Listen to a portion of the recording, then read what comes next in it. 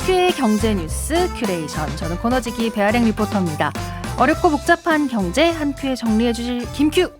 안녕하세요. 네, 어서 오십시오. 아니 우리 지난주에 네네. 김큐랑 주식시장 이야기했었는데 그렇죠. 김큐가 이런 말씀하셨습니다. 네. 우리 아직 올라갈 힘이 좀 남아있다. 이렇게 말씀을 하셨는데 네. 일주일 만에 코스피 지수가 더 올랐어요. 그래서 3,500선까지 왔거든요. 네. 또 예상해 주세요. 단기적인 전망을 드린 건 아닌데요. 네. 뭐 여러 가지 뭐 호재가 음. 있었다고 봐야 되나요? 시장의 힘이 좀 남아 있고 외국인들도 좀 사주고 뭐 이러다 보니까 지난주에 이제 훌쩍훌쩍 뭐 사상 최고치를 넘어가는 모습을 좀 보였습니다. 특히 삼성전자가 좀 힘을 내고 있어요. 그렇더라고요. 지난주에 이제 이른바 8만 전자, 삼성전자 주가가 8만 원을 넘어서는 이제 모습도 좀 보여줬는데 네. 금요일 날 종가는 8만 원이 살짝 깨져서 79,800원인가요? 제가 정확한 가격은 모르겠는데 아무튼 8만 원 아래로 좀 내려왔습니다만 어쨌든 8만 원으로 좀 올라갔다라는 거. 그리고 증권사 목표가가 삼성전자 같은 경우에는 11만 원까지 지금 제시가 좀 돼 있거든요. 네. 그러니까 삼성전자도 여기서 좀 더 갈 거야 이렇게 보는 데들이 좀 있다는 거죠. 어쨌든 뭐 주식시장은 오르고 내리는 게 주식시장이니까요. 우리가 조금 뒷걸음질 칠 수도 있고 앞으로 막 속도감 있게 달려갈 수도 있는데 조금은 이제 길게 보면서 투자하는 게 맞다라는 말씀을 좀 드려보고요.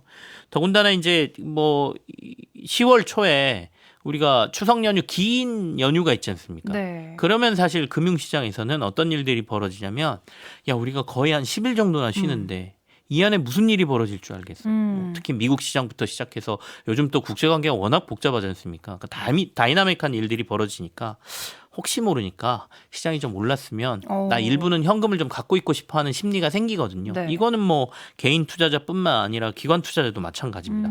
혹시 모를 일에 대비하는 모습들. 그래서 일반적으로 통계상으로 보면 긴 연휴 그리고 추석만 놓고 보더라도 추석 전에 주식이 조금 약합니다. 그렇군요. 그러니까 팔자는 세력들이 좀 있어요. 나는 돈을 좀 챙겨 놓겠어라는.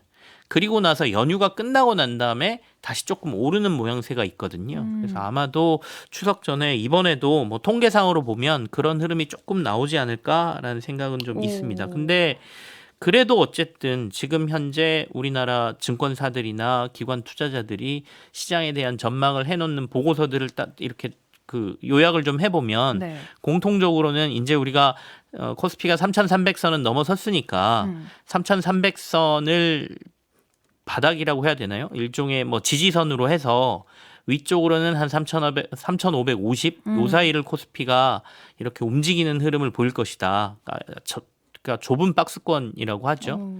그리고 이제 뭔가 계기가 탁 나오면 이제 그 위로 올라가는 시도를 할 것이다. 이렇게들 보고 있으니까 그거를 좀 염두에 두시면 되겠고 살짝 미국 주식 얘기를 하면 미국은 오늘 아침에도 그 이제 금요일장 마감을 강세로 했거든요. 네.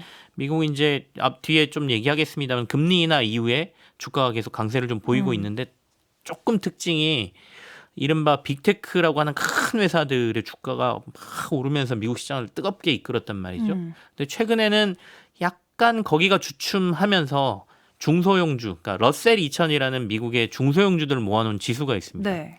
이게 이제 4년 만에 최근에 사상 최고치를 갔어요. 그러니까 소외돼 있던 중소형주로 약간 이게 상승 흐름이 좀 퍼지는 모양새가 나오거든요. 우리가 약간 미국 증시 따라합니다. 한국도. 그래서 코스닥 얘기는 거의 안 했잖아요. 네. 최근에. 코스닥이 사실은 이전 고점 지금 뭐 못 넘고 있거든요.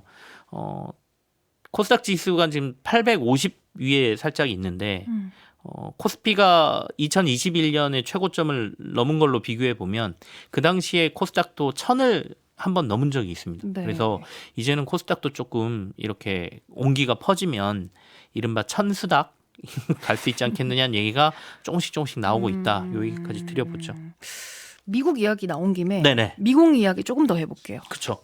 좋습니다. 미국 연준이 금리를 인하했습니다. 앞으로 더 인하할 거다 이런 이야기도 있는데 김표 어떻게 보시나요?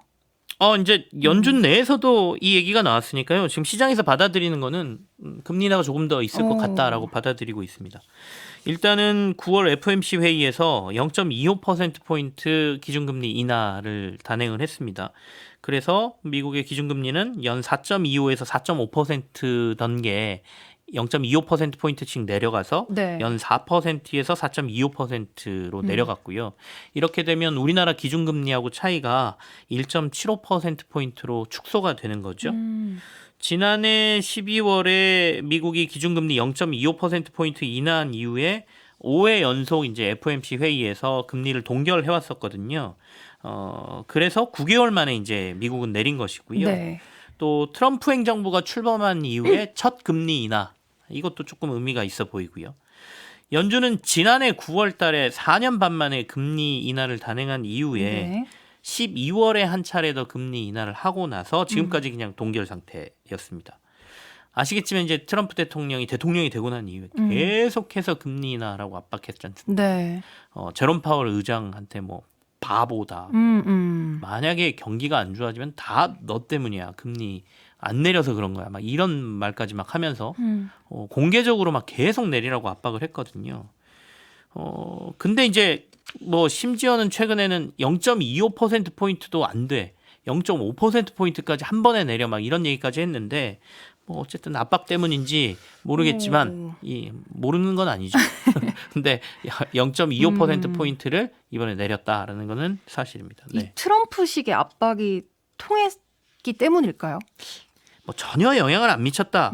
이렇게 보기도 힘든 것 같고 그렇다 그래서 압박 때문에 내렸다. 이렇게 보기도 힘든 것 같습니다. 그러니까 뭐 여러 가지가 약간 내릴 만한 환경이 만들어지기도 했거든요. 네. 그러니까 시장은 일단 이번 미국의 금리 인하를 보험성 금리 인하라고 얘기를 합니다. 그러니까 이 얘기는 뭐냐면 보통 이제 기준금리를 통화당국이 내릴 때는 경기 침체가 왔을 때 네. 그러면 금리를 내려서 시중에 이제 이자가 좀 싸지니까 그럼 돈도 빌리고 뭐 이렇게 하지 않습니까? 그렇게 해서 시중의 유동성이 풀리고 경기를 좀 이제 하방을 막아주는 효과 또는 여기서 조금 더 내리면 이제 위로 올라가는 효과를 노리기 위해서 만드는 거거든요. 근데 보험성 금리 인하라고 하는 거는 경기 침체가 오진 않았어요. 근데 올까봐 보험 드는 것처럼 미리 금리를 내린다 이런 얘기거든요. 네. 그러니까 경기 침체 상황이 확실하진 않은데 보험성 금리 인하를 했다는 거는 보통은 이제 통화당국은 후행적이에요. 항상 경기 침체가 보이면 그때 나서거든요. 미리 하지는 않습니다. 앞으로 한 달 뒤에, 두 달 뒤에 무슨 일이 벌어질 줄 알고 우리가 먼저 그걸 예단해서 할 수 있느냐 이런 게 좀 강하거든요. 네. 그러니까 앞서 얘기하신 것처럼 트럼프 정부의 압박이 너무 강하니까 보험성 금리 인하 한 거 아니야? 이렇게도 얘기할 수 있는 부분이 있고요. 네. 반면에 아까 제가 배경이 어느 정도 마련됐다라고 말씀드렸잖아요. 관세 때문에 물가가 엄청 오를 거다라고 했는데 실제로는 미국 물가가 그렇게 안 올라요. 지표상으로는. 네네. 물론 뭐 몇 달 뒤에 더 오를 수도 있어. 뭐 이렇게 얘기를 하는데 계속해서 오를 거야 그랬는데 생각보다 물가는 안 오르고 있고. 그런 와중에 고용 시장이 굉장히 악화되는 모습이 확 보였습니다. 갑자기 실업률이 좀 오르고 지난달에 실업수당 청구 건수라 그래서 이제 우리가 직장을 잃으면 미국도 나 실업수당 주세요라고 이렇게 그 청구하는 사람들이 있거든요. 네. 그 숫자를 보니까 갑자기 확 늘어버린 거예요. 그러니까 야 이거 고용 시장이 많이 안 좋아지는구나 라는 이제 걱정들을 하게 만들었거든요. 근데 그 얘기는 결국에는 경기 침체의 신호로 받아들일 수 있잖아요. 그렇죠. 그래서 이제 그런 걸 바탕으로 해서 멍석이 좀 깔린 상태에서 압박도 심하니까 그럼 일단 한 번은 내리자라고 해서 내린 거 아니냐 이렇게 얘기는 하고 있죠.